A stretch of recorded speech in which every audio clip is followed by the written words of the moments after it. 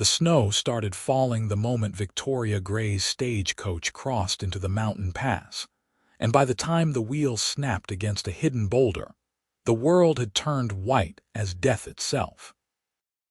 She stumbled from the overturned coach, her traveling dress already soaked through, watching helplessly as the driver and his companion unhitched the terrified horses and rode off without a backward glance, leaving her alone on a mountainside in Idaho territory with nothing but a leather satchel and the certain knowledge that she would die here. The year was 1879, and Victoria had survived 22 years of careful living in Boston only to freeze on a mountain she had never wanted to climb, searching for a brother who probably didn't want to be found. The wind cut through her wool cloak like it was made of paper. Her fingers were already numb, her feet worse, and the overturned coach offered no real shelter from the storm that seemed to be gathering strength with every passing moment. She tried to think clearly through the panic rising in her chest. The town of Wallace was somewhere below, perhaps 5 miles down the mountain, but she could barely see 10 feet in front of her face. Going down on foot in this weather would be suicide. Staying here would be the same, just slower. Victoria made herself breathe. Think. She had read somewhere that people survived blizzards by finding shelter, by staying put, by keeping their wits about them. But there was no shelter here, just pine trees bending under the weight of snow and rocks that jutted from the mountainside like broken teeth. She pressed her hand against the coach, feeling the cold metal burn through her glove, and made herself take stock. Inside the coach were 2 more bags, her belongings scattered across the snow-covered interior. She could salvage some things, do something useful while she still could. She was pulling a second bag free when she heard it, the sound of something large moving through the snow.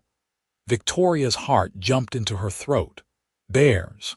There were bears in these mountains, and wolves, and God knew what else. She grabbed the bag and backed away from the coach, her eyes searching the white curtain of falling snow for movement. What emerged from the storm was not a bear. He was a man, but barely resembled the soft-handed gentleman of Boston. He stood well over 6 feet tall, shoulders broad enough to block the wind, wearing buckskin and fur that made him look like part of the mountain itself. Long, dark hair hung past his shoulders, wet with snow, and a thick beard covered half his face. But it was his eyes that stopped Victoria's retreat, pale blue, sharp as cut glass, and currently fixed on her with an intensity that made her feel like prey. "You picked a hell of a day for sightseeing," he said, his voice rough as gravel. He moved closer, and Victoria could see the muscles moving beneath his clothes, the easy strength in how he walked through snow that was now past her knees. "That your coach?" The wheel broke. Victoria's voice came out steadier than she felt. "The driver left. Smart man." The stranger moved past her to examine the overturned coach, and Victoria caught the scent of wood smoke and leather and something wild. "This storm's going to get worse before it gets better. Much worse. You got people expecting you in Wallace, my brother. Thomas Gray. He works at one of the mines." The man straightened, snow already gathering on his shoulders. "Don't know him. But it doesn't matter. You stay out here, you'll be dead in an hour, maybe less, dressed like that." His eyes traveled over her Boston dress, her fine cloak, her completely inadequate boots, and something that might have been amusement flickered across his face. "City girl. Does it matter? Guess not. You're still going to freeze either way." He turned his back on her and started walking away back into the storm, and Victoria felt panic claw at her throat. "Wait. Where are you going?" He paused, looking back over his shoulder. "My cabin. About a mile up the ridge. You can come or you can stay. Your choice." Victoria looked at the overturned coach, at the snow already half burying it, at the white emptiness that surrounded her. She looked at the stranger's broad back disappearing into the storm. She grabbed her bags and ran after him. He didn't slow down for her. Victoria struggled through the deepening snow, her skirts tangling around her legs, her breath burning in her lungs. The wind drove ice crystals into her face until her cheeks went numb. She lost sight of him twice and felt her heart stop both times, certain she would be lost. But then she would see his dark shape ahead and push forward again. By the time they reached the cabin, Victoria couldn't feel her feet at all.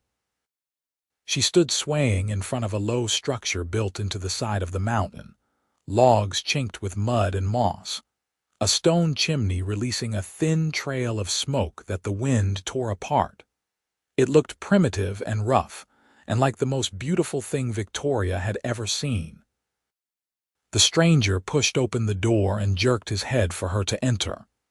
Victoria stumbled inside, and the wave of warmth that hit her was so intense it was painful. She stood dripping on the wooden floor, her whole body shaking, while the man closed the door behind them and dropped a heavy bar across it. The cabin was a single room, maybe 20 feet square. A stone fireplace dominated one wall, flames crackling around logs the size of Victoria's torso. There was a bed in one corner, roughly made but covered in fur blankets, a table and 2 chairs, shelves lined with supplies, hooks on the walls holding furs and tools and a rifle. Everything was clean and orderly in a way that surprised her. "Get out of those wet clothes," the man said, already shrugging off his own fur coat. "There's blankets on the bed. You need to get warm." Victoria's teeth were chattering too hard to argue. She moved to the bed on legs that barely worked, her fingers too stiff to work the buttons of her dress. She struggled with them, frustration building, until suddenly the stranger was there, his large hands brushing hers aside. "Let me," he said gruffly, and before Victoria could protest, he was efficiently unfastening the buttons down her back, his calloused fingers quick and sure. "I'm not going to hurt you, but if you don't get out of these wet things, you're going to lose fingers and toes. Maybe worse." Victoria nodded, beyond modesty now, focused only on the bone-deep cold that had settled into her. He helped her out of the dress, then turned his back while she stripped off her soaked undergarments and wrapped herself in the fur blankets. They were heavy and warm and smelled like pine and smoke. "Sit by the fire," he ordered, and Victoria obeyed, settling into one of the chairs while he hung her wet clothes on hooks near the hearth. He moved with economical grace, nothing wasted, and Victoria watched him through the haze of returning sensation. Her fingers and toes were starting to burn as feeling returned. He poured something from a pot hanging over the fire into a tin cup and handed it to her. "Drink. It's pine needle tea. Tastes like hell, but it'll help." Victoria sipped and nearly choked. He was right about the taste. But it was hot, and she could feel the warmth spreading through her chest. She took another sip, then another, while he fed more wood to the fire and checked the door and shutters. "How bad is it?" she asked finally. He glanced at her, then moved to one of the windows, pulling back a leather covering to look outside. Snow pressed against the glass. "Bad. This is a big one. Could last days." "Days." Victoria's voice rose despite herself. "Could last longer." He let the covering fall back into place and turned to face her. "I'm Vincent Harper. I trap up here. This cabin's stocked for winter so we won't starve. But we're not going anywhere until this blows over." Victoria Gray. She pulled the blankets tighter around herself. "And you said days, plural." "That's if we're lucky." Vincent moved to the shelves and started pulling down supplies. "Could be a week. Could be more. These mountain storms, they do what they want." Victoria's mind raced. Trapped in a cabin with a strange man for a week or more, alone. In 1879 Idaho territory, that was a scandal that would destroy her reputation completely.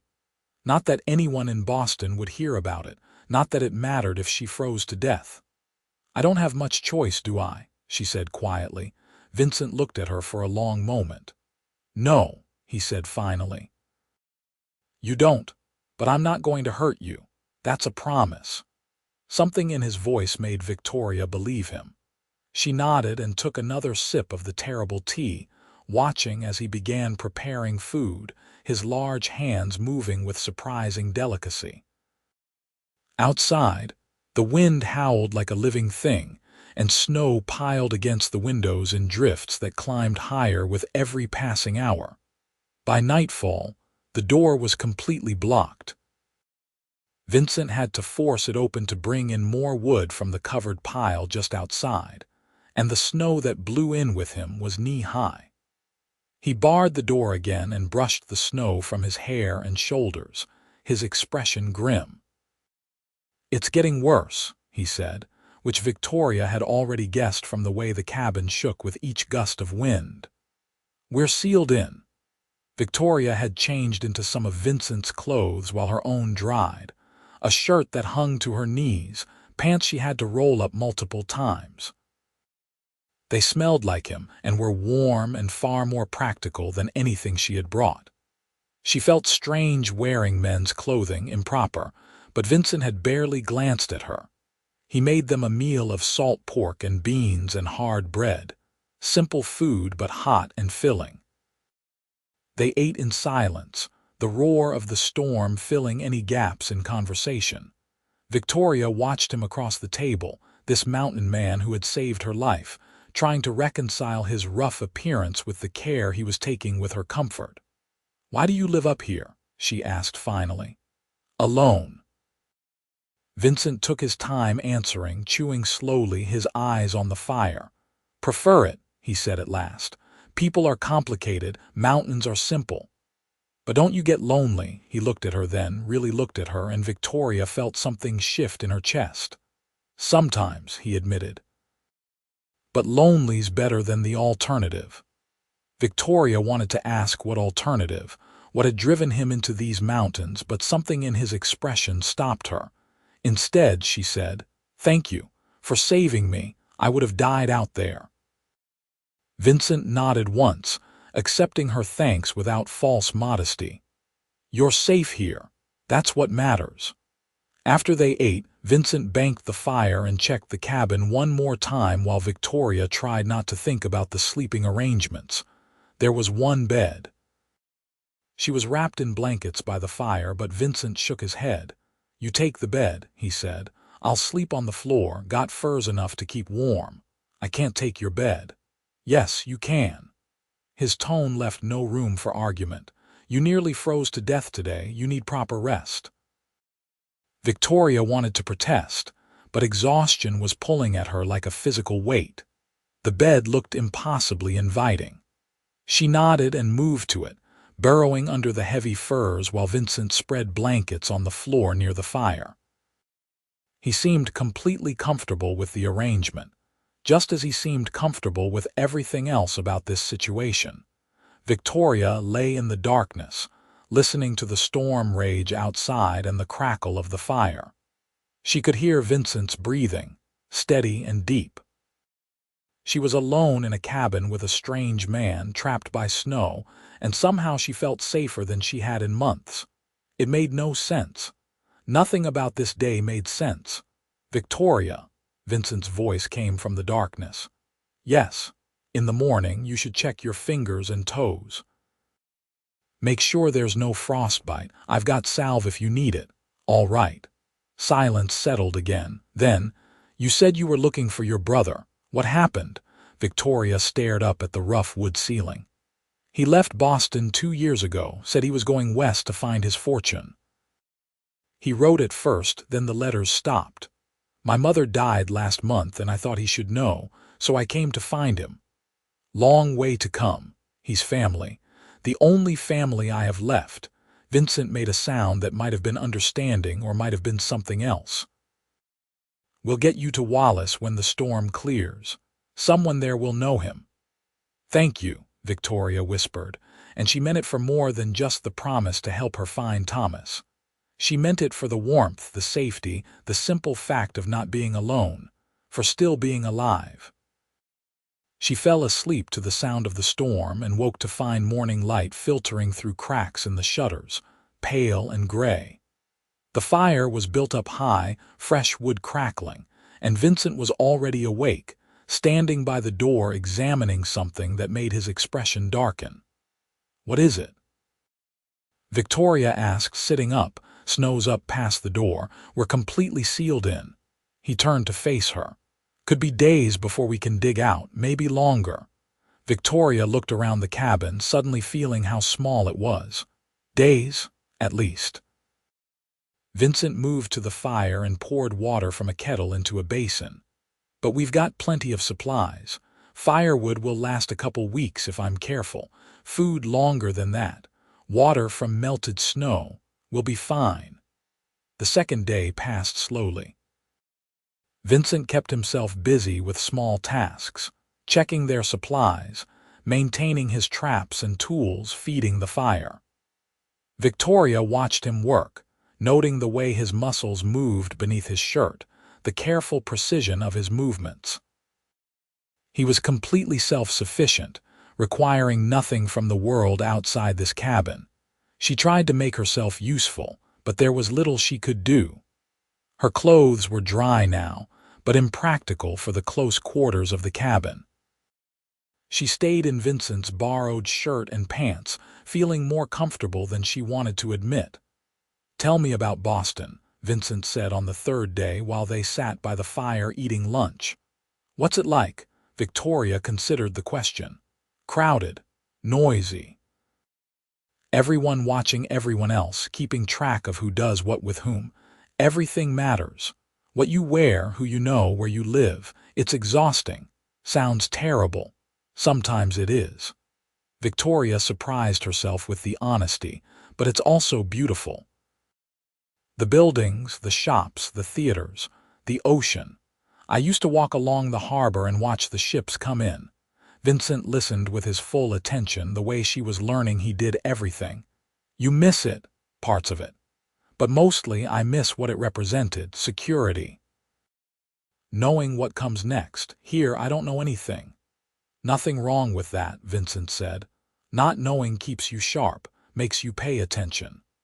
They fell into a routine over the next few days. Vincent would wake first, build up the fire, check the cabin. Victoria would make breakfast from their dwindling supplies while he cleared snow from the chimney and the air vents. They would eat together, then spend the day in small tasks and conversation. At night, Vincent would take the floor while Victoria took the bed, though she noticed his pile of furs growing thinner as he gave her more and more of them. On the sixth day, Victoria woke to find Vincent standing by the window, his hand pressed against the shutter. "What is it?" she asked. "Winds changed direction. Storms worse." His voice was tight with something she had not heard before, worry. Victoria joined him at the window. Through the gap in the shutter, she could see nothing but white. The cabin groaned under the force of the wind, and she heard something crack outside. "Is the cabin safe?" she asked. "Should be. Built it myself, but this storm—" He shook his head. "Never seen one like this." That day felt different. The cabin felt smaller, the walls closer. The storm was a living presence, shaking the structure, howling down the chimney, pressing against every surface. Vincent checked the support beams, the roof, the door, his expression growing grimmer. "Vincent," Victoria's voice was small. "Are we going to be all right?" He turned to her, and for the first time since she had met him, she saw uncertainty in his eyes. But then it was gone, replaced by determination. "Yes," he said firmly. "We're going to be fine. This cabin has weathered worse." Victoria was not sure she believed him, but she nodded anyway. They spent the day close to the fire, the warmth necessary now as the temperature dropped. Victoria could see her breath in the far corners of the cabin. Vincent piled more furs on the bed and moved his sleeping spot closer to the fire. That night, the temperature dropped further. Victoria lay shivering under every fur they had, and still she could not get warm. Her teeth chattered and her whole body ached with cold. "Victoria." Vincent's voice came from the darkness. "You need more heat. Move over." "What?" She tried to see him through the gloom. "Move over." "Body heat's the best way to stay warm." Victoria's mind spun. He was suggesting they share the bed. It was scandalous, improper, completely beyond the bounds of acceptable behavior.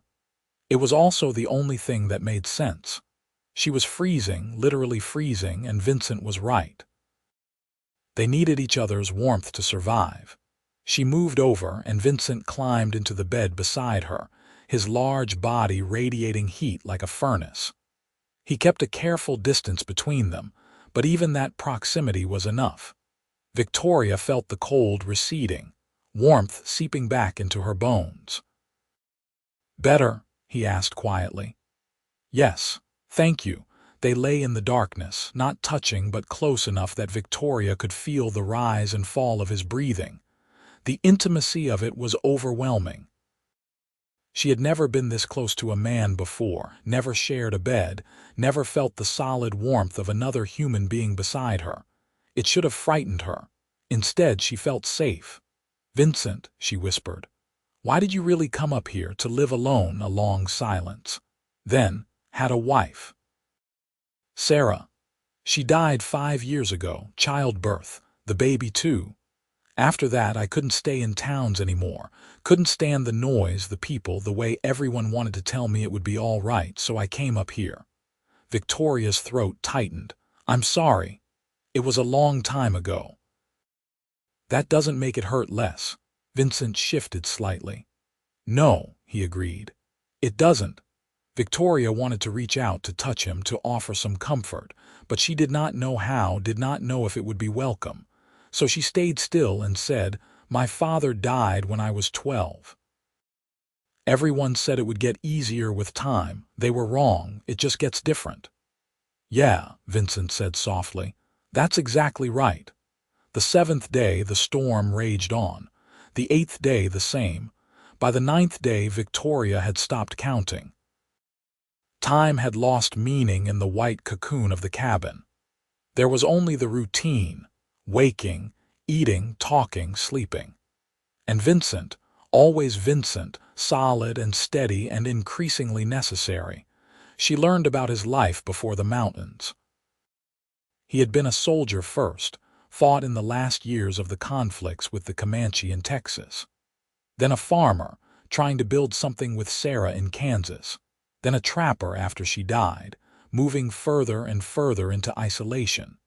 He was 30 years old and had lived enough for 3 lifetimes. Victoria told him about her own life. The strict propriety of Boston, the endless social rules, the pressure to marry well and maintain appearances. About Thomas, her wild brother who had never fit into that world and had escaped as soon as he could. About her mother's slow decline after her father's death, how Victoria had nursed her for years while her own life slipped away. "Why did you stay?" Vincent asked. "If it made you unhappy." "Because it was what I was supposed to do," Victoria said. "Because I didn't know there were other options." "There are always other options." Victoria looked at him, at his strong profile in the firelight, and felt something shift inside her. "I'm beginning to understand that." On the 10th day, Vincent's hand brushed hers while they were cooking dinner, and neither of them pulled away. On the 11th day, Victoria woke to find herself pressed against his back, her arm draped over his waist, and instead of moving away, Vincent's hand came up to cover hers, holding it there. On the 12th day, Victoria realized she no longer wanted the storm to end. "What are you thinking about?" Vincent asked. They were sitting by the fire the 13th day of the storm, close enough that their shoulders touched. Victoria considered lying, then decided against it. "I'm thinking that I should be terrified, that I should be desperate to leave, but I'm not." Vincent turned to look at her, his blue eyes intense. "Why not?" "Because I feel more alive here, trapped in this cabin with you, than I ever did in Boston with all the freedom in the world." His hand came up to cup her cheek, rough and warm. "Victoria." She leaned into his touch. "I know it doesn't make sense.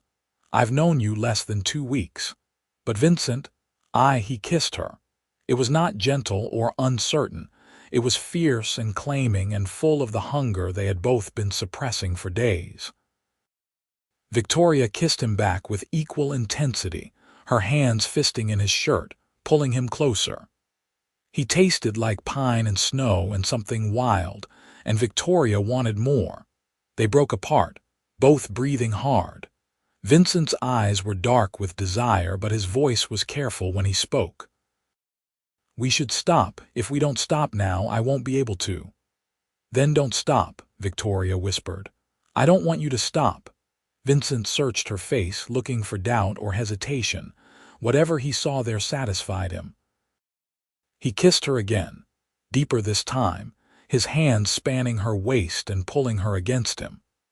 Victoria had never felt anything like the solid wall of his chest, the muscles that moved beneath her palms, the barely leashed strength in how he held her. He lifted her easily, carrying her to the bed, laying her down on the furs with a gentleness that contrasted with the hunger in his eyes. "Are you sure?" he asked, hovering above her. "Victoria, once we do this, there's no going back." "I'm sure," she said, and reached up to pull him down to her. "I've never been more sure of anything." What followed was a claiming and a giving all at once. Vincent took his time learning her body, his rough hands surprisingly tender, drawing sounds from her throat she had never made before. Victoria explored him in turn, tracing the muscles of his chest and arms, the scars that marked his skin with stories he would tell her later. They moved together with an urgency born of isolation and genuine connection, finding something neither of them had been looking for but both desperately needed. Afterwards, Victoria lay in Vincent's arms, her head on his chest, listening to his heartbeat slow. His fingers traced lazy patterns on her shoulder, and she felt more at peace than she ever had in her careful, proper Boston life. "I can't go back," she said quietly. "After this, after you, I can't go back to what I was." Vincent's arms tightened around her. "Then don't stay with me." Victoria lifted her head to look at him. "What? Stay with me?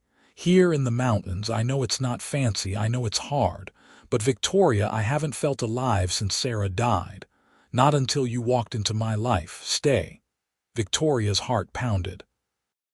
He was offering her everything she had not known she wanted: freedom, adventure, a life lived on her own terms, and love. He was offering her love. "Yes," she whispered. "Yes, I'll stay." He kissed her again, softer this time, full of promise and new beginnings.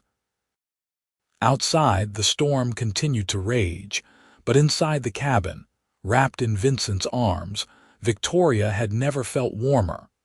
The storm finally broke on the 15th day.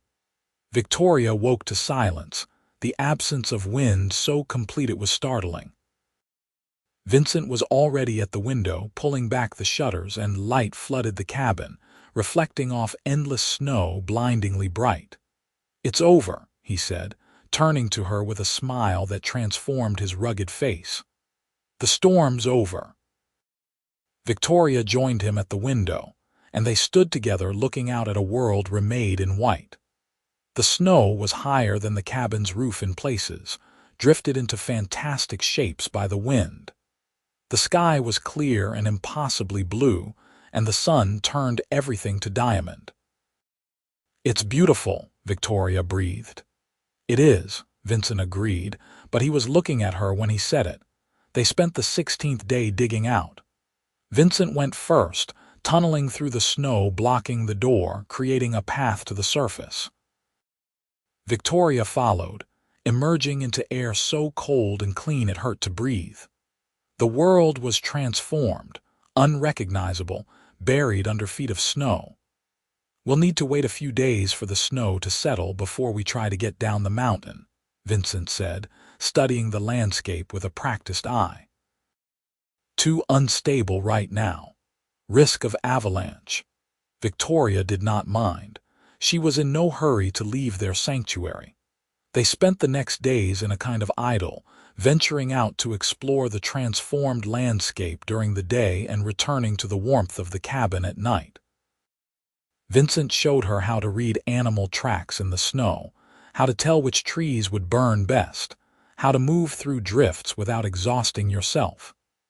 Victoria absorbed everything, eager to learn the skills she would need for this new life. On the 20th day, they made love again, this time with less urgency and more exploration. Victoria learned the geography of Vincent's body, the scar on his ribs from a knife fight in Texas, the burn mark on his shoulder from a cooking accident, the calluses on his hands from years of hard work. She traced each mark with her fingers and lips, claiming him as surely as he was claiming her. "I love you," Vincent said afterwards, his voice rough with emotion. "I know it's fast. I know we've only known each other a few weeks, but Victoria, I love you." "I love you too," Victoria whispered, and felt the truth of it in her bones. This was not the careful, appropriate affection her mother had always counseled. This was something fierce and wild and true, forged in isolation and tested by hardship. This was real. On the 21st day, they woke to the sound of dripping water. The temperature had risen overnight and the snow was beginning to melt. Vincent stood at the door, listening to the sounds of spring's early arrival, his expression thoughtful. "We should try for Wallace tomorrow," he said. "If the weather holds, you still want to find your brother." Victoria had almost forgotten about Thomas, about the reason she had come to Idaho Territory in the first place. The thought of leaving the cabin filled her with an unexpected sadness, even though she knew they could return. This place had become sacred to her, the site of her transformation from proper Boston lady to something new and undefined. "Yes," she said. "I need to tell him about Mother, and I want you to meet him." Vincent looked at her. "You're sure about this, about us, about staying out here?" "It's not an easy life, Victoria. I'm sure." Victoria crossed to him, taking his hands in hers. "I'm more sure of this than anything else in my life. I choose you, Vincent. I choose this." He pulled her close, resting his chin on top of her head. "Then we'll make it work. We'll build a life together. Out here, where we can be free." They prepared carefully for the journey down. Vincent packed supplies, checked his gear, loaded his rifle. Victoria wore the practical clothes he had given her, her Boston dresses abandoned in favor of pants and shirts and sturdy boots. She looked at herself in Vincent's small mirror and barely recognized the woman staring back. Her face was wind-burned and her hair tangled, and she looked more alive than she ever had in Boston drawing rooms. They set out at dawn on the 22nd day. The snow was still deep, but had consolidated enough to walk on in places. Vincent went first, breaking trail while Victoria followed in his footsteps. It was exhausting work, and they had to stop frequently to rest. The overturned stagecoach was completely buried, just a dark lump under the snow. Victoria's old life, buried and forgotten. The trip down took all day. By the time they reached the outskirts of Wallace, the sun was setting, painting the snow gold and pink. The town was small, rough, built around the mines that had drawn men like Thomas West. Even from a distance, Victoria could hear the sounds of civilization, voices, hammers, a piano playing somewhere. They found a boarding house run by a sturdy woman named Mrs. Patterson, who took one look at Vincent and Victoria and drew her own conclusions.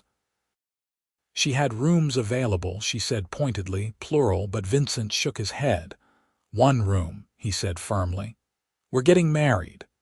Victoria felt her heart swell. They had not discussed marriage explicitly, but of course that was where this was leading. Out here in this wild territory, they could make their own rules. They did not need approval or permission. They just needed each other. Mrs. Patterson's expression softened slightly. "Well, that's different then. I've got a room at the back. Clean sheets and I'll bring up hot water for washing. Supper's at 6. The room was small but clean, with a real bed and a window overlooking the muddy main street of Wallace. Victoria stood at that window while Vincent arranged their bags, looking out at the town that was supposed to be her destination, feeling nothing but gratitude that she had never made it here. "What are you thinking?" Vincent asked, coming to stand behind her, his arms circling her waist. "I'm thinking that if that stagecoach wheel had not broken, I would have come here and found Thomas and gone back to Boston and never known any of this." She leaned back against his chest. "I'm thinking I owe a lot to that broken wheel." Vincent pressed a kiss to the top of her head. "We'll find your brother tomorrow. Tell him about your mother. Then we'll figure out what comes next." What came next was simpler than Victoria had expected. Thomas Gray was working at the largest mine, a foreman now with a good wage and a small house. He was shocked to see Victoria, shocked by the news of their mother's death, and even more shocked by the story of the storm and Vincent and Victoria's decision to stay in Idaho territory. "You're really going to live in the mountains with a trapper you just met?" Thomas asked, staring at his sister like she had grown a second head. They were sitting in his small parlor, drinking coffee while Vincent waited outside, giving them privacy. "I'm going to live in the mountains with the man I love," Victoria corrected. "Yes." Thomas shook his head slowly. "I never thought you'd be the one to do something like this. I thought you were stuck in Boston forever." "So did I." Victoria smiled. "But it turns out I was wrong about a lot of things." Thomas leaned forward, his expression serious. "Are you sure about this, Vicky? Really sure? Because once you commit to a life out here, it's not easy to go back. The winters are brutal, the isolation is real, people have gone mad from less." "I'm sure." Victoria met her brother's eyes steadily. "Thomas, for the first time in my life, I know exactly what I want, and it's this. It's him. It's a life where I get to choose." Her brother studied her for a long moment, then nodded slowly.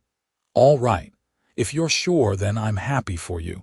You deserve to be happy, Vicky. After everything with Mother, you deserve that." They talked for hours, catching up on 2 years of separation. Thomas told her about his life in Wallace, about the mine work and the rough men he worked with and the surprising community he had found. Victoria told him about Boston, about their mother's last days, about the journey west that had ended in the storm. "I'm glad you found someone," Thomas said finally. "I'm glad you're not alone anymore." "I'm glad you're happy too," Victoria said, "and I'm glad I got to see it." Vincent was waiting for her outside, leaning against a fence post, his eyes scanning the street with the watchful wariness she was learning was habitual for him. He straightened when he saw her, and Victoria felt her heart skip at the sight of him, at the knowledge that this man was hers. "How did it go?" he asked. "Good. He's shocked, but he's happy for us." Victoria took his hand. "He wants to meet you properly, and he says we should get married here in Wallace before we go back up the mountain. That way it's legal and registered." Vincent nodded. "Makes sense." "There's a preacher in town. We could do it tomorrow if you want." "Tomorrow," Victoria agreed, "and then we can go home." They were married the next day in a simple ceremony at the small church on the edge of town. Thomas stood as witness along with Mrs. Patterson, who had taken a surprising liking to Victoria. The preacher was an older man who had seen plenty of hasty marriages in mining country and did not bat an eye at theirs. Victoria wore a simple dress borrowed from Mrs. Patterson, nothing like the elaborate gown she had once imagined wearing at her wedding. Vincent wore clean buckskins and had trimmed his beard, looking almost civilized. But it was his eyes that held Victoria as she walked toward him, the fierce love and commitment in them making her breath catch. "I, Vincent Harper, take you, Victoria Gray, to be my wife," he said, his rough voice steady and sure. To have and to hold from this day forward, for better or for worse, for richer or poorer, in sickness and in health, until death do us part." Victoria repeated the words, her voice clear and strong, feeling the weight of them, the promise and the power. This was real. This was forever. The preacher pronounced them man and wife, and Vincent kissed her with a gentleness that contrasted with his rugged appearance, a kiss that promised everything and asked for everything in return. Victoria gave it willingly. Thomas hosted a small celebration dinner at his house, inviting a few of his friends from the mine. They were rough men, but kind, welcoming Victoria into their community with genuine warmth. They teased Vincent about being domesticated, about giving up his solitary life, but there was no malice in it. If anything, they seemed happy for him, glad to see one of their own finding happiness. "You're a lucky man, Harper," one of them said, raising a glass. "To have found a woman brave enough to live with you in those mountains." "I know," Vincent said simply, his hand finding Victoria's under the table, squeezing gently. "Believe me, I know." They stayed in Wallace for 3 more days, resting and resupplying for the journey back. Vincent bought what they could not make themselves: flour, sugar, coffee, ammunition. Victoria bought fabric and thread, seeds for a summer garden, a few books. Thomas gave them a wedding present of a milk cow, a gentle old thing that would provide them with fresh milk and butter. "You're really leaving," Thomas said on their last night standing with Victoria under the stars, "going back up there." "Yes," Victoria said, "that's home now." Thomas shook his head, but he was smiling. "Who would have thought my proper sister married to a mountain man? Who would have thought your rebellious brother would become a respectable mine foreman?" Victoria countered. They both laughed, and then Thomas pulled her into a hug. "You write to me," he said fiercely. "At least once a month. I want to know you're all right." "I will," Victoria promised.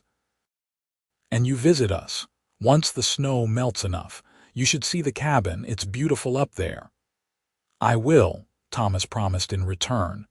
"Take care of yourself, Vicky, and take care of him too. He looks tough, but that type always needs someone." Vincent proved Thomas right on the journey back up the mountain. He was endlessly capable with practical matters, navigating the snow-covered trail with ease, but when it came to emotional things, he was less certain. On their second night, camping in a small shelter Vincent had built for winter travel, Victoria woke to find him sitting by the fire, staring into the flames. "What's wrong?" she asked, sitting up. "Nothing." But his voice was tight. Victoria moved to sit beside him, waiting. After a long moment, Vincent spoke again.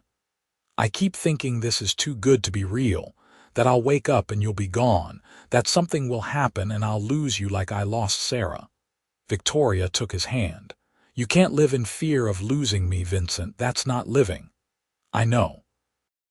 But I can't help it." He turned to look at her, and in his eyes she saw genuine fear. "You're everything to me, Victoria, everything.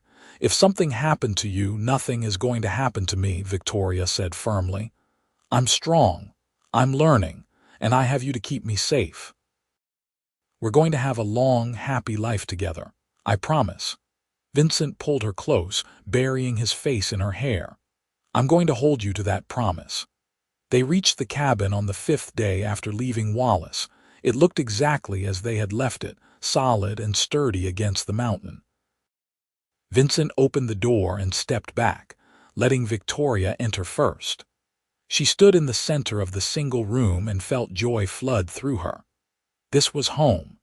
This rough cabin with its single room and simple furnishings was more home than her elegant Boston house had ever been. Over the next weeks, as winter slowly released its grip and spring began to creep up the mountain, they fell into a new routine. Vincent taught Victoria everything she needed to know: how to trap and skin animals, how to cure meat, how to make soap and candles and butter. Victoria proved to be a quick learner. her hands growing calloused and capable, her body adapting to the constant physical labor. She also taught Vincent things he had forgotten: how to laugh easily, how to share thoughts and feelings, how to plan for a future instead of just surviving day to day. They talked for hours while they worked, learning each other's histories and dreams and fears. "I want to expand the cabin," Vincent said one evening as they sat by the fire. "Add another room. Maybe build a proper kitchen. If we're going to make this a real home, we should do it right." "I'd like that," Victoria said. "And a garden, a proper one for vegetables, maybe some chickens too if we can keep them safe from predators." Vincent pulled her close. "We'll build whatever you want. We've got time now, we've got the rest of our lives." Spring arrived fully in May, the snow melting to reveal the landscape beneath. The mountain was beautiful in a way Victoria had not anticipated. Wildflowers erupting from the ground in riots of color, streams running clear and cold with snowmelt, animals emerging from winter dens.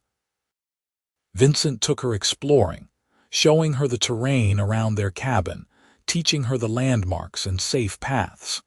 They found a meadow about half a mile from the cabin, sheltered and sunny, perfect for the expanded garden Victoria wanted. Vincent helped her clear the ground and plant the seeds she had bought in Wallace. They worked side by side, their hands in the earth, planning the future harvest. "This is good land," Vincent said, sitting back on his heels and surveying their work. "We could run a few head of cattle here eventually, maybe some horses, build something real." Victoria looked around at the meadow, the mountains rising on all sides, the endless sky above. "We already have," she said softly. "We've already built something real." Summer was glorious. The garden flourished under Victoria's care, producing more vegetables than they could eat. Vincent hunted and trapped, providing meat and furs. They worked on expanding the cabin, Vincent cutting and shaping logs while Victoria mixed mud and moss for chinking. The new room took shape slowly, a testament to their shared vision of the future. Thomas visited in July, making the journey up the mountain with supplies and news from Wallace. He barely recognized his sister, brown from the sun, strong from constant work, glowing with happiness. Victoria barely recognized herself either when she looked in the mirror. The proper Boston lady was gone completely, replaced by someone new, someone better. "You look good, Vicky," Thomas said, taking in the expanded cabin, the thriving garden, the obvious contentment on both Vincent and Victoria's faces. "Happy." "I am happy," Victoria said simply. "Happier than I ever thought possible." Thomas stayed for 3 days, helping with the cabin construction and getting to know Vincent properly. By the time he left, the two men had developed a cautious friendship, built on respect and shared care for Victoria. "Take care of her," Thomas said to Vincent on the morning he left. "With my life," Vincent replied, and Thomas nodded, satisfied. August brought the news that changed everything. Victoria had been feeling unwell for a few days, nauseous in the mornings, tired in the afternoons. She tried to hide it from Vincent, not wanting to worry him, but he noticed everything. "You need to tell me what's wrong," he said finally, catching her hand as she rushed past him one morning, heading for the door to be sick. "Victoria, please." She looked up at him, at the worry in his eyes, and felt tears prick her own. "I think I might be pregnant," she whispered. Vincent went very still. "Pregnant? I'm late, and I've been sick, and I just feel different." Victoria searched his face, trying to read his reaction. "I know it's soon. I know we haven't been married long, but Vincent," he kissed her, cutting off her words, his hands gentle on her face. "A baby," he breathed. "Victoria, we're going to have a baby." The joy in his voice made Victoria's tears fall. "You're happy." "Happy," Vincent laughed, the sound wild and free. "I'm terrified, I'm overwhelmed. But yes, I'm happy. Victoria, I never thought I'd have this again. A wife I love." A child on the way. A future. You've given me everything." They stood together in the morning light, holding each other, feeling the weight and wonder of new life growing between them. It was too soon to be certain, but Victoria knew in her bones that it was true. She was carrying Vincent's child, the next chapter of their story. The pregnancy was confirmed over the following weeks. Vincent became impossibly protective, trying to do everything himself, not wanting Victoria to strain or tire herself.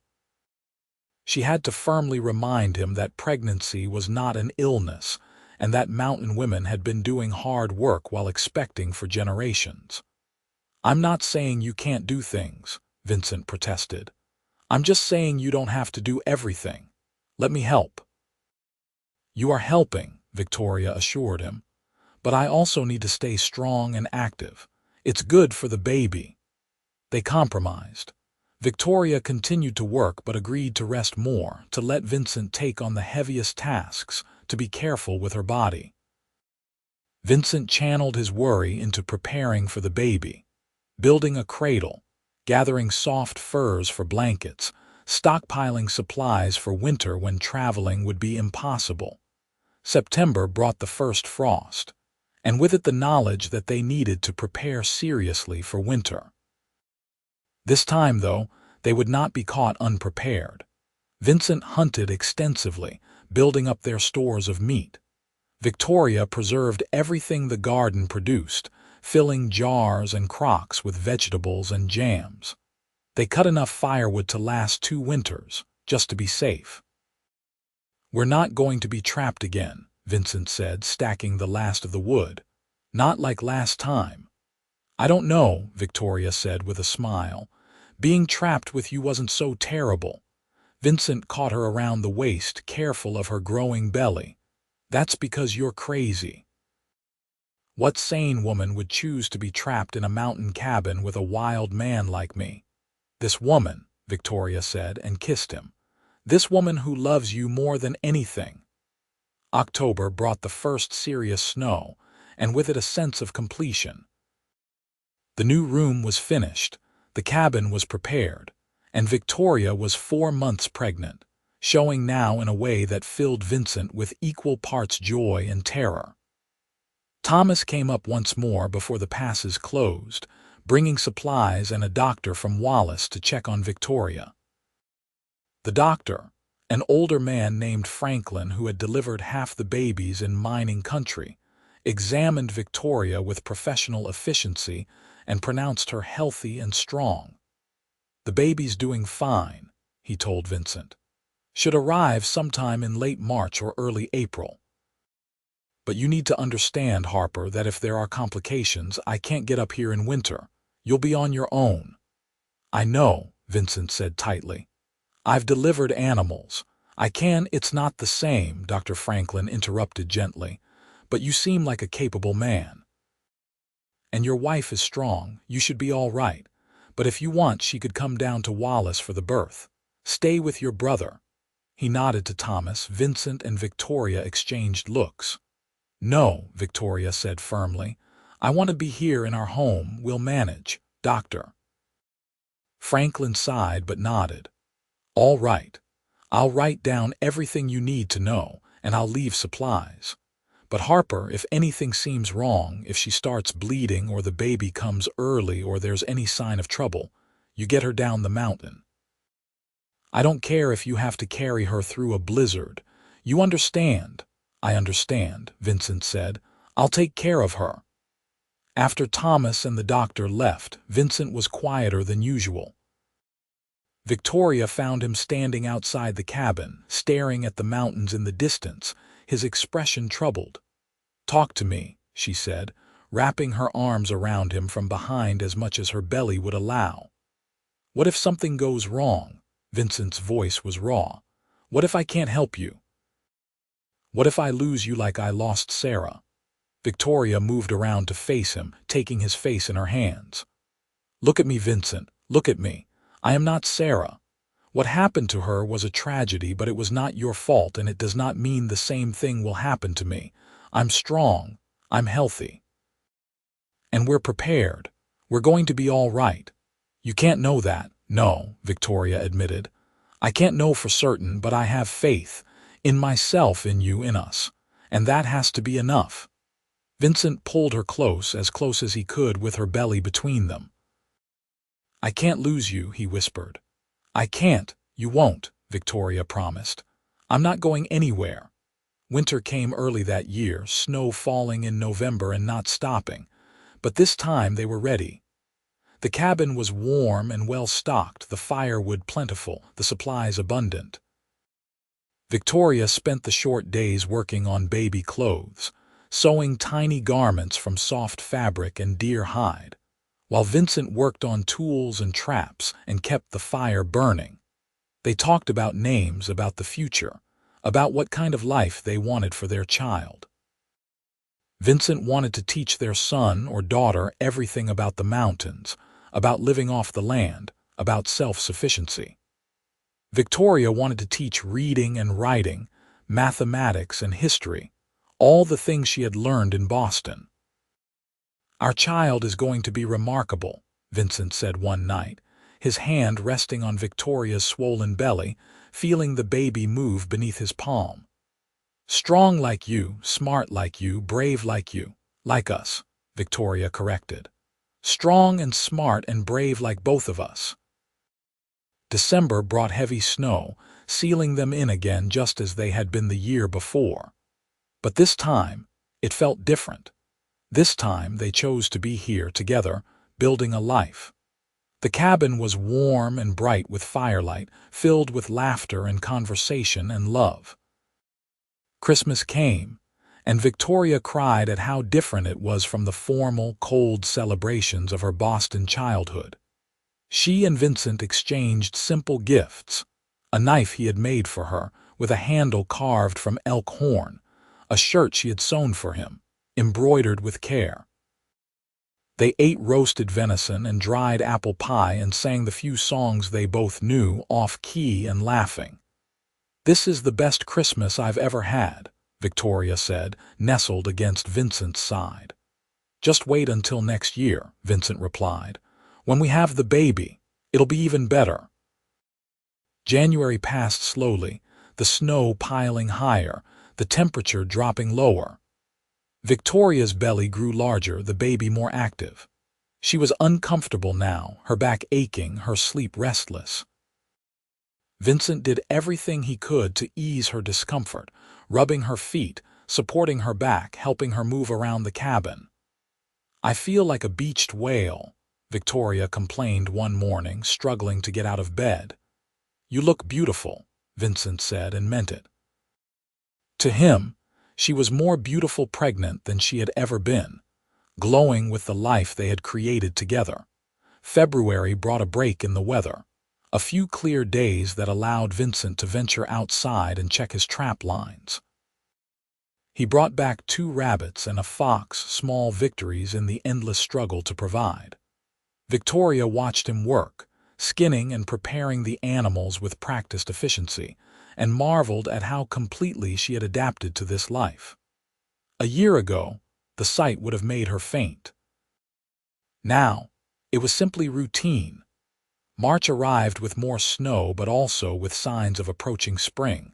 Slightly warmer days, the angle of the sun changing, birds returning from wherever they had spent the winter. And with March came the knowledge that the baby would arrive soon. Victoria was huge now, moving slowly, tired all the time. Vincent barely left her side, watching her constantly for signs of labor. You're driving me crazy, Victoria told him on one of the rare occasions when he went to get more firewood. I love you, but you're hovering. I'm not hovering. I'm being attentive. You're hovering. The baby will come when it comes. Until then, I need you to breathe and trust that I know my own body. Vincent tried to back off, but it was hard. Every time Victoria winced or made a sound, his heart jumped. Every time she moved differently, he wondered if it was starting. He had read Dr. Franklin's notes 100 times, had memorized every sign, every complication to watch for. He was as prepared as he could be, but it did not make him less terrified. The labor started on a morning in late March, 3 weeks before they expected. Victoria woke with cramping, different from the Braxton Hicks contractions she had been having for weeks. She knew immediately what it meant. "Vincent," she said quietly, "the baby's coming." If there had been any color in Vincent's face, it would have drained away. As it was, he went very still, then exploded into motion. "Now, but it's early. Should it be early? Is something wrong?" Vincent breathed. Victoria caught his hand. "It's not that early, just a few weeks." "Everything is fine. But yes, the baby is coming. Today, probably." What followed were the longest hours of Vincent's life. Victoria's labor progressed slowly but steadily, the contractions getting stronger and closer together. Vincent did everything Dr. Franklin's notes said to do. Kept water boiling, prepared clean cloths, supported Victoria however she needed. But mostly, he just held her hand and tried not to let her see how terrified he was. "You're doing amazing," he told her, wiping sweat from her forehead during a break between contractions. "So strong, so brave." "I don't feel brave," Victoria gasped. "I feel like I'm being torn apart." "I know, love, I know, but you can do this. You are doing this." The labor went on through the day and into the evening. By the time night fell, Victoria was exhausted, her face pale with pain and effort. Vincent was beside himself, wishing desperately for the doctor, for help, for anyone who knew more than he did. But there was no one. Just him and Victoria and the baby trying to be born. "I can see the head," Vincent said finally, his voice shaking. "Victoria, the baby's crowning. Just a little more, just push a little more." Victoria bore down with the last of her strength, and Vincent caught his child as it slipped into the world. A tiny, perfect girl, red-faced and squalling with indignation. He held her for a moment, stunned by the reality of her, then laid her on Victoria's chest while he dealt with the cord and the afterbirth, his hands shaking so badly he could barely function. "Is she all right?" Victoria asked, her voice exhausted but urgent. "Vincent, is the baby all right?" "She's perfect," Vincent managed, his voice breaking. "You did it, Victoria, you did it. She's perfect." Victoria looked down at her daughter, at the tiny face and waving fists, and burst into tears. "Hello, little one," she whispered. "Hello, I'm your mama." Vincent joined them on the bed, his arms around both his girls, his face wet with tears he did not bother to hide. They had done it. Against all odds, in the middle of nowhere, with no help, they had brought a new life into the world. Their daughter, their future. "What should we name her?" Victoria asked, stroking the baby's soft head. Vincent looked at his wife and child, at the life they had built together, and felt gratitude so profound it hurt.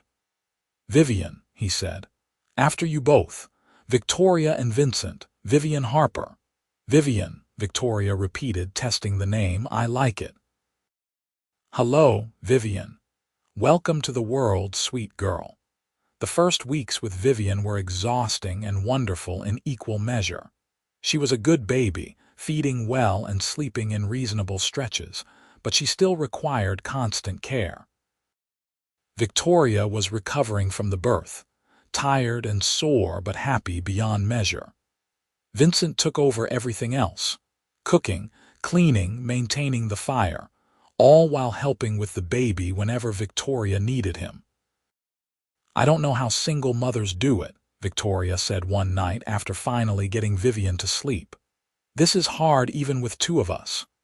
"We're managing," Vincent said, though he looked as exhausted as Victoria felt. "And it'll get easier. She'll get bigger. We'll figure out what we're doing." April brought the thaw, snow melting to reveal the mountain beneath. As soon as the trails were passable, Vincent made the journey down to Wallace to send word to Thomas that the baby had arrived. He was gone for 3 days, and Victoria spent them learning to manage alone, gaining confidence in her ability to care for Vivian without help. When Vincent returned, he brought Thomas with him, along with supplies and gifts from the people of Wallace. Thomas was completely besotted with his niece, holding her awkwardly but with obvious love. "She's beautiful, Vicky," he said, staring down at Vivian's sleeping face. "She looks like you." "She has Vincent's eyes," Victoria said, and it was true. Even at just a few weeks old, Vivian's eyes were already showing signs of Vincent's pale blue. Thomas stayed for a week, helping with the work that had piled up during Victoria's recovery. He and Vincent finished the garden preparations, repaired some winter damage to the cabin, and brought in fresh supplies. By the time he left, Victoria felt ready to face the summer ahead, confident in their ability to manage as a family. Summer with a baby was different from the summer before. Victoria could not work as much, tied to Vivian's feeding schedule and care. But she did what she could, tending the garden with Vivian in a sling against her chest, teaching her daughter about plants and sun and growing things even though she was too young to understand. Vincent was endlessly patient with them both, never complaining about the extra work, never showing frustration with the interrupted sleep or the constant demands of an infant. He was a devoted father, singing to Vivian in his rough voice, carrying her around the cabin to show her things, talking to her like she could understand every word. "She's going to be spoiled," Victoria teased, watching Vincent make faces at their daughter. "Good," Vincent replied. "She should be spoiled. She's perfect." As summer turned to fall, they began to establish new routines. Vivian was bigger now, more alert, starting to respond to their voices and faces with gummy smiles. Victoria had recovered fully from the birth, her body strong again, though changed by what it had been through. She and Vincent made love for the first time since Vivian's birth on a warm night in September, rediscovering each other, celebrating their survival and their love. "I want more," Vincent whispered afterwards, holding Victoria close. "More children, a whole family, if you want that too." "I do," Victoria assured him. "Maybe not right away, but yes, I want more. I want our children to have siblings to grow up with family around them." They prepared for their second winter together as a family, laying in supplies and firewood and preparing the cabin for cold months of being sealed in. But this time, Victoria felt no anxiety about it. She knew what to expect now.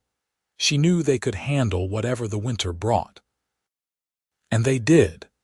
The winter of 1880 into 1881 was hard, with deep snow and bitter cold, but they weathered it together. Vivian grew and thrived, learning to sit up and then to crawl, filling the cabin with noise and laughter and life. Vincent and Victoria grew too, their love deepening with each shared challenge, each small victory, each moment of joy with their daughter. Spring came again, and with it the knowledge that Victoria was pregnant once more. This time, Vincent took the news with more calm, trusting in their experience, in Victoria's strength, in their ability to bring another child safely into the world. "When?" he asked, his hand on her still flat belly. "October, I think. Maybe November. We'll be ready," and they were. When their son was born in early November of 1881, the birth was shorter and easier than Vivian's had been. Vincent caught his son with steady hands, cut the cord with confidence, and placed the baby in Victoria's arms with joy rather than terror. "Hello, Victor," Victoria whispered, naming their son for his father. "Hello, my sweet boy." Vivian, now almost 2, was fascinated by her new brother, wanting to touch him and help care for him.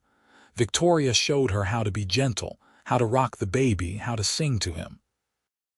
Vincent watched his family with a fullness in his chest that sometimes made it hard to breathe.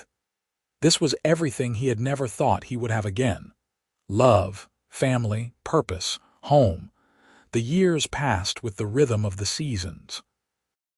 Summers of hard work and long days, winters of close quarters and firelight, springs of renewal, autumns of preparation.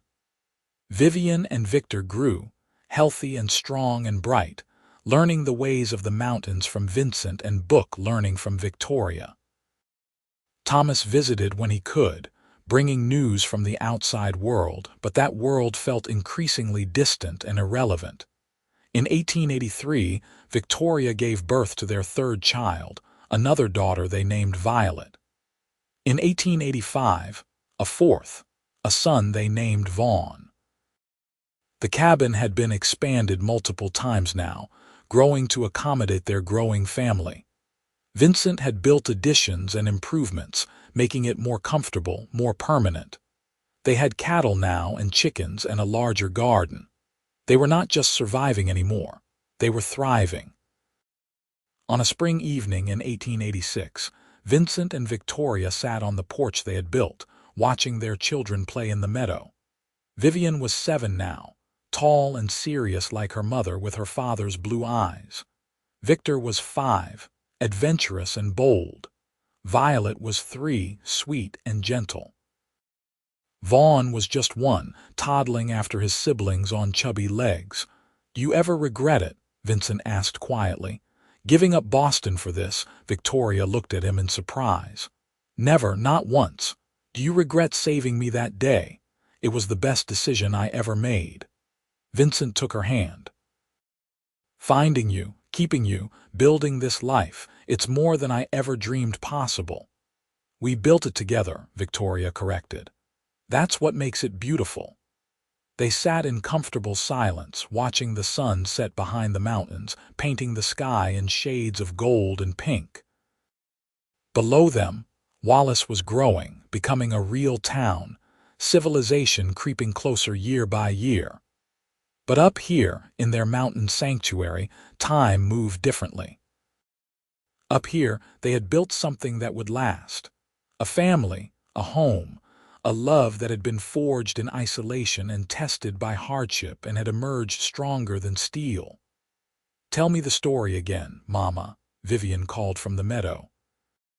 She loved hearing about how her parents had met, about the storm that had sealed them inside for 3 weeks, about how love had grown in that small cabin. Victoria smiled. "Come here then, all of you. Come hear the story." The children gathered around, even little Vaughn crawling into his father's lap. And as the stars began to emerge in the darkening sky, Victoria told them the story of a broken stagecoach wheel and a mountain man who kept the fire burning and the silence warm, of 3 weeks that changed everything, of love found in the most unlikely place. And they lived happily ever after. Violet asked, as she always did. "We're living it right now," Vincent said, pulling Victoria close with his free arm. "This is the happily ever after." And it was. In the years that followed, their children grew and thrived. Vivian became a skilled trapper like her father, able to track and survive in the mountains with ease. Victor took after his mother, loving books and learning, eventually becoming a teacher in Wallace. Violet married a miner and stayed close to home, visiting often with her own children. Vaughn became a rancher, expanding the family's holdings in the valleys below the mountain. Vincent and Victoria grew old together, their bodies aging but their love remaining constant. On a winter evening in 1910, 30 years after that first storm had sealed them inside, they sat by the fire in their cabin, now expanded into a proper house, surrounded by children and grandchildren who had come for Christmas. "You remember?" Victoria asked softly, reaching for Vincent's hand. His hair was white now, his body less powerful than it had been, but his eyes were still the same pale blue that had looked at her through the snow all those years ago. "Every moment," Vincent replied. "Every single moment. No regrets. None. You." Victoria looked around at the family they had created, at the life they had built from nothing but love and determination and snow that had sealed them inside for 3 weeks. "Not a single one," she said. "This was the adventure I needed. You were the adventure I needed." Vincent raised her hand to his lips and kissed it gently. Outside, snow was falling again, soft and steady, covering the world in white. But inside, the fire burned warm, the silence was comfortable, and love filled every corner. They had weathered every storm, overcome every challenge, and built something that would last long after they were gone. That night, after the family had settled in for sleep, Vincent and Victoria lay together in their bed, wrapped in each other's arms as they had been for 30 years. The mountain wind howled outside, but inside they were warm and safe and utterly content. "Thank you," Vincent whispered into the darkness. "For what? For staying, for choosing this, for giving me a reason to live again." Victoria pressed a kiss to his weathered cheek. "Thank you for keeping the fire burning," she replied, "for making the silence warm, for loving me." "Always," Vincent promised, "always." And as sleep claimed them both, snow continued to fall outside, just as it had that first winter, sealing them in together, keeping them safe, reminding them of where their story had begun. The mountain stood eternal and unchanging, but the love that had been forged in that small cabin 30 years ago remained as strong as ever, a testament to the power of choosing each other, day after day, year after year, through every storm and every season. Their children and grandchildren would tell the story for generations. Of Victoria Gray from Boston, who came west looking for her brother, and found instead a mountain man named Vincent Harper. Of 3 weeks sealed inside by snow that became a lifetime of love. Of a fire that never went out and a silence that was never empty. Of 2 people who built a family and a legacy in the wild mountains of Idaho territory. And every time the story was told, it ended the same way. With love, with family, with the simple truth that sometimes the best adventures are the ones we never planned, and the greatest treasures are found in the most unexpected places. Victoria and Vincent had found each other in a storm, and they had held on through every storm that followed, proving that true love, once found, could weather anything. The fire burned low in the hearth as morning approached, but its warmth remained, just as their love remained, constant and eternal, a light in the wilderness that would never be extinguished. And in the mountains of Idaho, in a house that had grown from a simple cabin, surrounded by the family they had created and the life they had built together, Victoria and Vincent Harper rested peacefully, their story complete, their love fulfilled, their legacy secured. The snow that had once threatened to kill Victoria had instead given her life, a life richer and fuller than anything she had known in Boston, a life of purpose and passion and profound connection. And the mountain man who had kept the fire burning and the silence warm had found, in saving her, his own salvation. They had given each other everything that mattered: love, family, home, and the courage to choose a different path. As dawn broke over the mountains, painting the snow-covered peaks in shades of pink and gold, a new day began for the Harper family. But the story of how it all started, of those 3 weeks sealed inside by snow, would live on forever, passed down through generations. A reminder that love can bloom even in the harshest winter. That home is not a place but a person, and that sometimes the best thing that can happen is to be sealed inside with exactly the right person, where a fire can burn and silence can be warm and 2 hearts can find each other against all odds. And they all lived, truly and completely, happily ever after.